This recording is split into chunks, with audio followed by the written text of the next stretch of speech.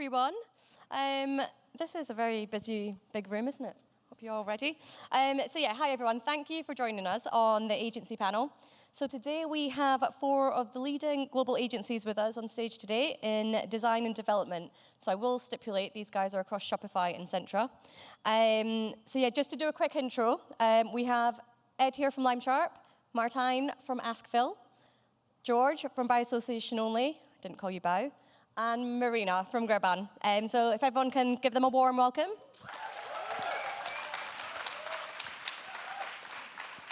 That's so nice. So you all work with market-leading brands. So what are the biggest priorities you're seeing within roadmaps or features that are being bundled into builds currently? I think, George, I'm going to go for you. Sure. Definitely there's been a large focus recently, I think, on making account areas a more interesting sections of the website. The focus towards first-party data has been, really important, and we're seeing that reflected in the way that account sections have now got sort of preference centers for, people to express their interests in certain topics. I think there's a lot more around, loyalty, whether or not that's a points-based system or a more discrete, more sort of tailored approach to the brands and the offerings they want to do. We're seeing a lot more interesting functionality happen there as people are starting to realize the benefits of having a hub for their customers. Nice. Did you want to add anything onto that, Marina? You're looking at me. Agree on everything you say. I think we see a lot of brands really focusing on the creative aspects of a site and kind of activating the whole product catalog in a more interactive way. We just launched something called the Gift Finder for Osprey London, where you kind of interact with the module and you kind of get an experience of the whole product catalog and you get to know the brand more. So I feel like a lot of brands are focusing on not just like a simple product page or PLP, more like activating a product in a more immersive and creative way. Hey everyone, Ed from Limesharp. I don't know if there's any Limesharp fans in the room. I don't want to turn it into a popularity contest. You've just done it. We're seeing absolutely the same. The amount of influx from brands on redesign projects, so putting a lot of emphasis on creativity and design is pretty much every conversation that we're having at the moment. And to echo George's point, loads of memberships, loyalty, and community-based programs. So we're talking about roadmap features and items, but we do obviously need to record impact. I guess, Martijn, I'm going to come to you. How do you measure impact? What impacts are you seeing, and which features are probably producing the most impact? That's a good question. I think that for us, impact is mainly measured in terms of revenue, and then we look at sub-KPIs, of which performance is a very important one for us. I think for most brands, that should be almost highest on your wish list for the roadmap. Some specifics we did for brands is really looking at the third-party tools you're using and how you have implemented them. So most of you probably implemented them through widgets, and finding ways to optimize those integrations. So 2 examples, probably all of you have reviews on our platform. You connect them, for example, with Trustpilot, and then every time someone lands on the page, they need to call the API to get the reviews. We do the same, but we do it once a day, and we store it in the backend of Shopify. So it's server-side rendered, and it will increase the performance of your platform a lot. And the same, for example, for a customer service widget. Probably only 5% of your visitors is using the widget. So we actually load an SVG image, and then only once someone clicks, we're going to load the tool itself. So these small performance tricks will really put you ahead of the competition. And this is why you work with leading agencies. So moving on to my next question. So one of the biggest projects recently has been the rollout of ship from store for Paul Smith. Can you talk us through Can you talk us through the impact here? And did you find that Centra was a big enabler for this, or was it more just Ingrid? Sure. So I suppose this is only applicable for brands in the room that have physical stores.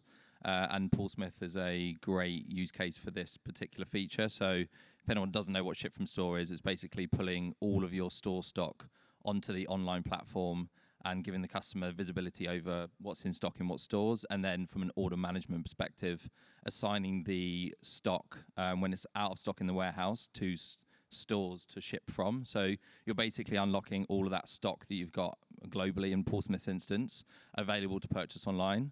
And a really nice snapshot of some of the success metrics on Paul Smith. They saw 11% additional revenue driven through their promotional Black Friday campaigns purely from stock that was coming from their stores. So previously to this feature being launched, they would never been able to sell those products because they were locked in stores that don't see the same footfall as in store. So from a success point, pretty awesome. Just out of interest, who in here is a brand and does have various stores? Oh, quite a few. There you go. Well, you can speak to Ed over here after if you need some tips. So next question I've got is around CRO. So George, I know Bow do by association only. I can see James here already giving me an eye. You do CRO as a part of your growth retainer. So what stuff are you doing which is having the most impact, you see? Yeah, I mean, we are big advocates for data, and I think that's both qualitative and quantitative. I think there's a lot of emphasis on ensuring data accuracy, which is obviously really important, but I'd really like to see more of a focus on sort of looking at actual user behavior and finding from customers themselves the actual actions that they're taking and the actions that are helpful or not helpful, I guess, on site.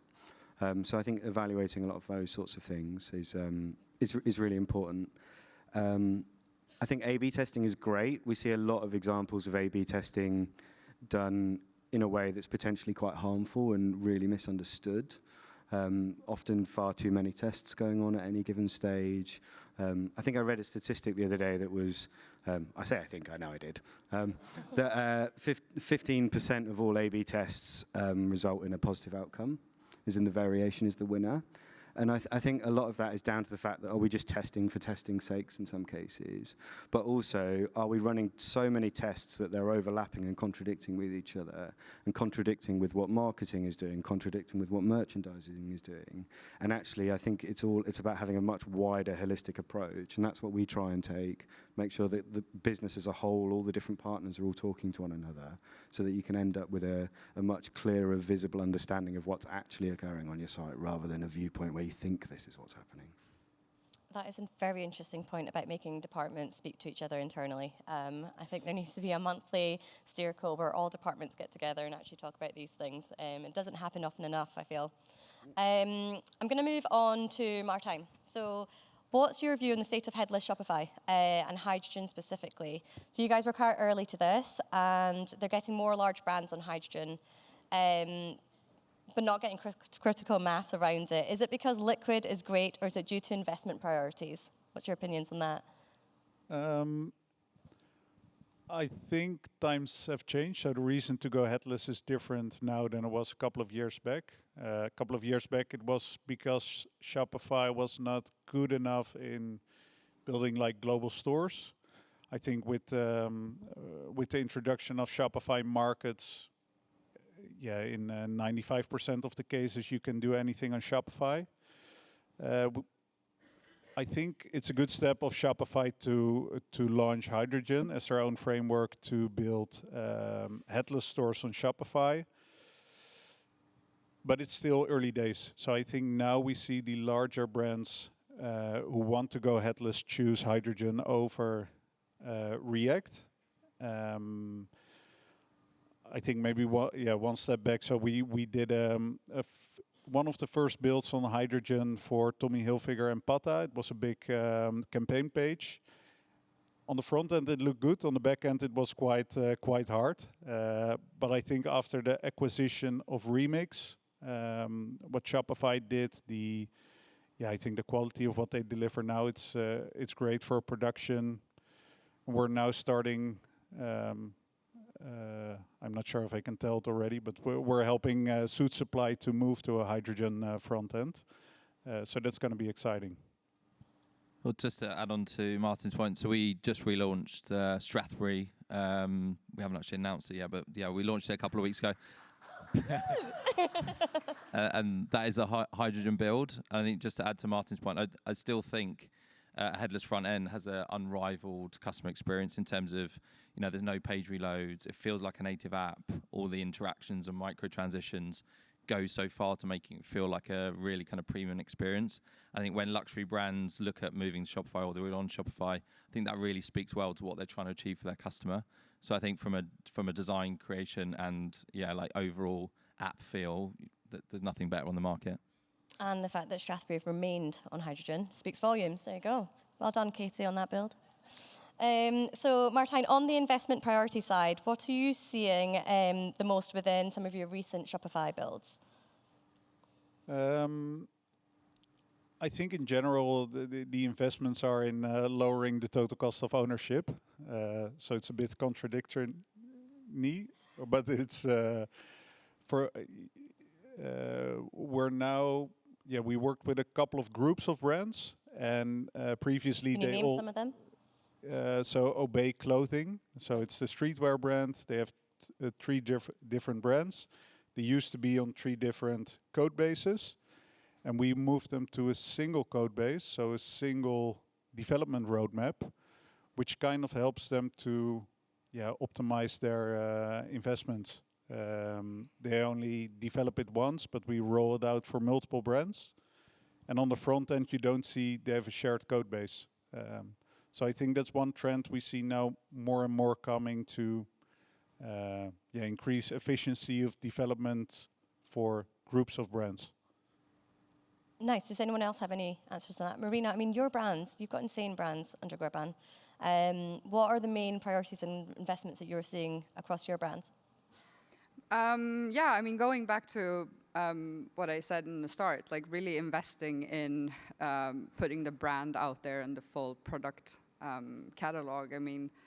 I think e-commerce has been about transactions, and of course it's always going to be, but moving forward, I think it's about creating relationships. There's so many brands out there, and I think more and more brands need to focus on how do we make people come back, so kind of putting the brand experience in focus.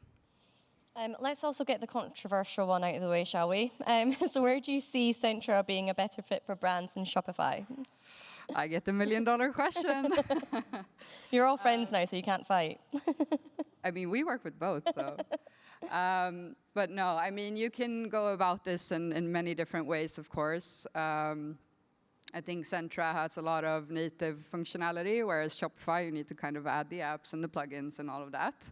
I think when it comes to Centra, it's a very fashion-focused platform, which personally, who comes from a fashion background, love.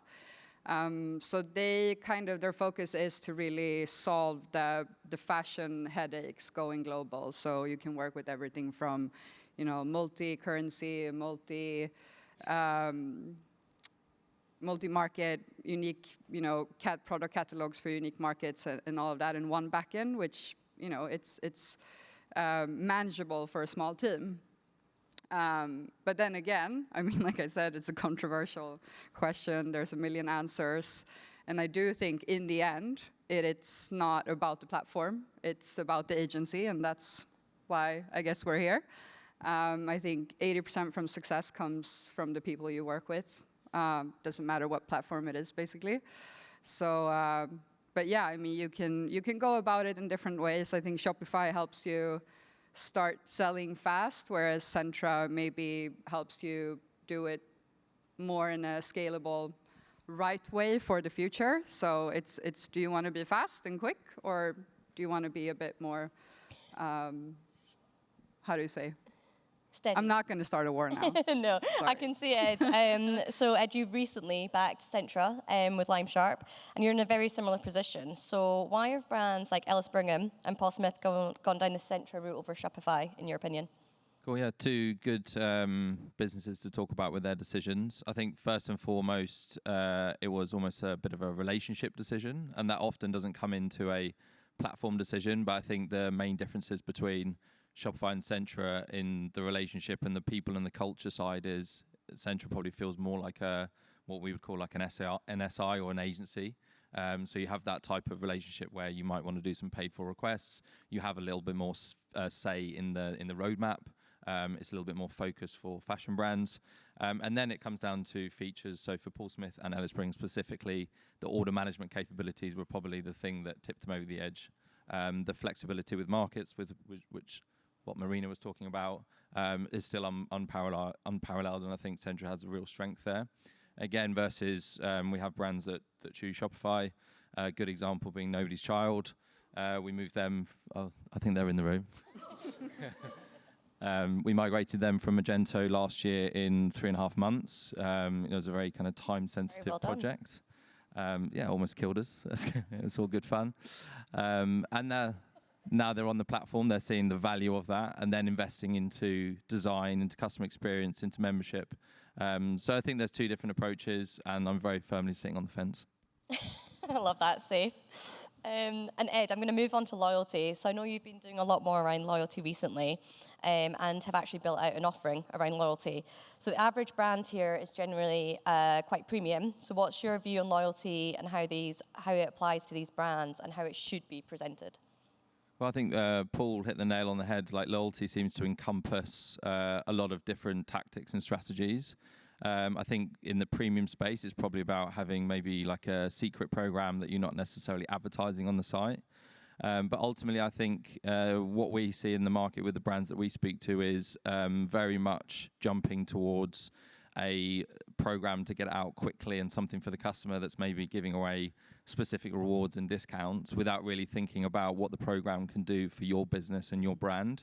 So I think working back from the business objectives of what you're trying to achieve, we're seeing great success when brands are talking about maybe rewarding sustainable behaviors, maybe rewarding getting products repaired from your repair service, or maybe it's looking at converting customers that you're acquiring during sale into their second purchase and into their third purchase. So rather than thinking about it as rewarding your customers, because you absolutely should be, think about how you can set up the program that solves business objectives for you.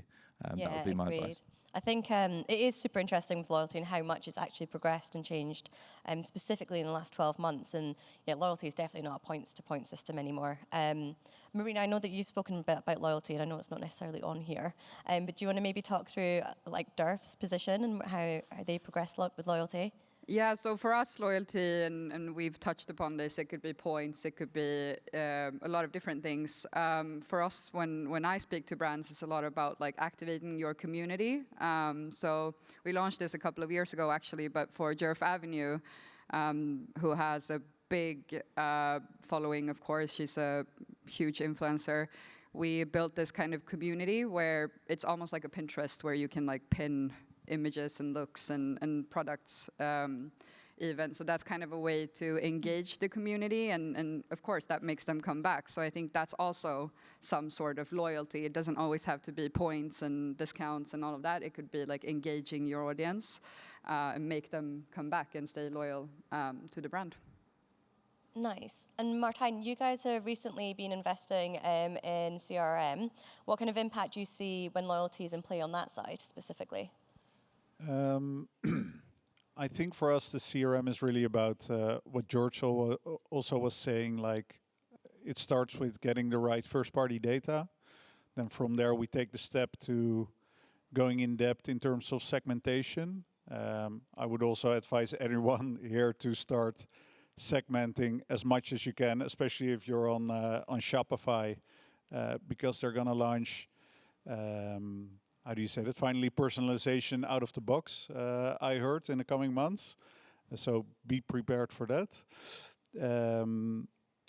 But I think that, that aligns with the loyalty programs, which also is a great way to gather more first-party data from your customers. Nice. I'm going to move on to you again, Marina. So last year, you guys introduced a design subscription offering, which was a really nice way to actually allow brands to invest in like art and creative direction without needing to do a big redesign project or migration. So what do you think brands, why do you think brands should invest in design, and how do you demonstrate return on investment? Because I appreciate it's a difficult ask from a board. Yeah, how do you Not going to share any numbers. No, but I think, I mean, you can call it design subscription, you can call it many things. I think it's about shifting a mindset where like brands tend to have an always on budget for tech, for marketing, but they kind of forget design, which is, to me, quite strange. So yeah, we started, we felt we needed to find a way to make brands invest in design more. And it really is about, I mean, people, you need to give people a reason to come back. So again, like e-commerce used to be transactional, now it's about relationships. So why should people come back? I think when you look at a physical store today, I mean, you redo the window every week or every month. Why not treat the e-commerce the same way? So if you don't evolve and design new features and new functionality and new modules and all of that, you don't give people reason to come back. So that's kind of why we try to find a way for brands to invest in design. So kind of take a little bit of the spend from marketing and a little bit of the spend from the tech and invest that in design. So to really like, I mean, it's not just a store for most brands. It's their flagship store. So to keep it alive, basically. Nice. And just to round this up as well, I'll ask you all the similar question. So you're all obviously very design focused and conscious agencies. So in today's crowded, dopamine addicted world, how important do you think uniqueness is over purely function? It's not important. No, I'm kidding. Kidding. So how important do you think uniqueness is over purely function? Who's the question to, Shan? What's that? Who's All of the you, question the to? rest of you guys. I think the design element is really about feeding into people's deep psyche. And it's all about kind of tribe, isn't it? It's like, who do you affinite, whatever the right word for it is, yeah. Who do you create deep, meaningful connections with? How do you reflect your brand DNA?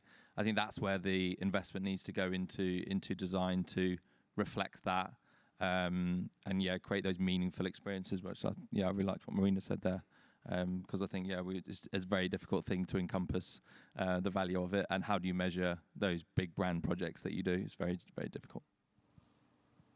I think design is very important, but I think most of the platforms. The design of the platforms are getting closer and closer to each other, and I don't think it's a good idea to make like a full amazing experience in terms of design of the layout. So keep to the standards, but mainly focus on making your content unique. So the videos you're using, the photography, because there are some rules in e-commerce, and in the past we've built platforms which really broke the rules, because that was the idea of the creative director.